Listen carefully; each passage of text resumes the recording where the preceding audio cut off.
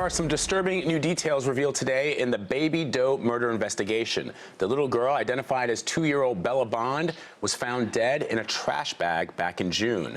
According to prosecutors, her mother's boyfriend said that Bella was a demon who had to die. Crimesider's Graham Cates is here with me to talk about this terrible case. Graham, let's talk about what led the police to suspect Bella's mother and the boyfriend, first of all. The police got their first really big break in the case last week after Rachel Bond, the baby's mother, told a friend of hers that she was never going to see her baby again. She broke down, she was crying, and she said that her boyfriend, Michael McCarthy, was behind the murder. And that friend told his sister, who actually tipped off the police. You know, I think a lot of people are horrified by how this little girl died, but allegedly there are some reports that she was also abused even while she was alive.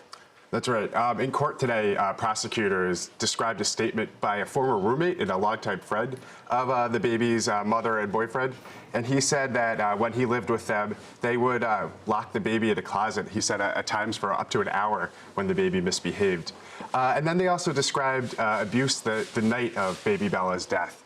They said that it was around her bedtime and she was fussy, and Michael McCarthy, according to Bond, said that he was going to get her to go to bed. And a short while later, Rachel Bond said that, or she told prosecutors that she realized that the baby had stopped making noise. And when she went in, she saw the baby lying lifeless and gray with his hands on her abdomen.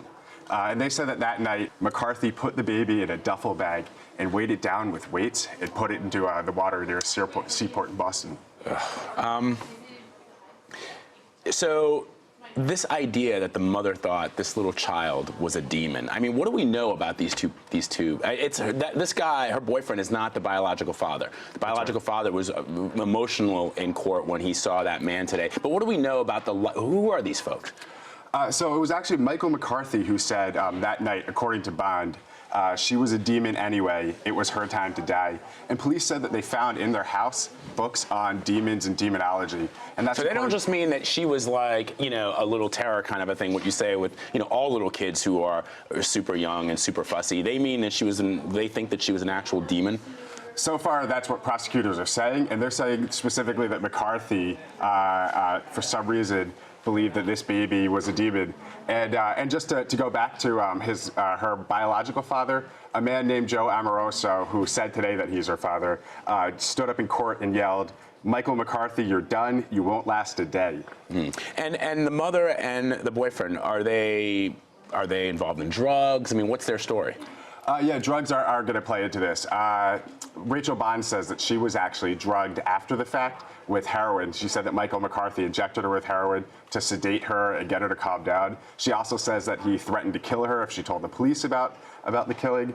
And the confession itself, the confession to a friend, she had originally said to him, according to her story, I've been off drugs for a while now. And he had said to her, "Oh, that's good. That means you're going to get your baby back." Which kind of leads you to wonder about like what the excuses were for the baby not being around for so long. And that's when she said, "I'm never going to see my baby again," according to police.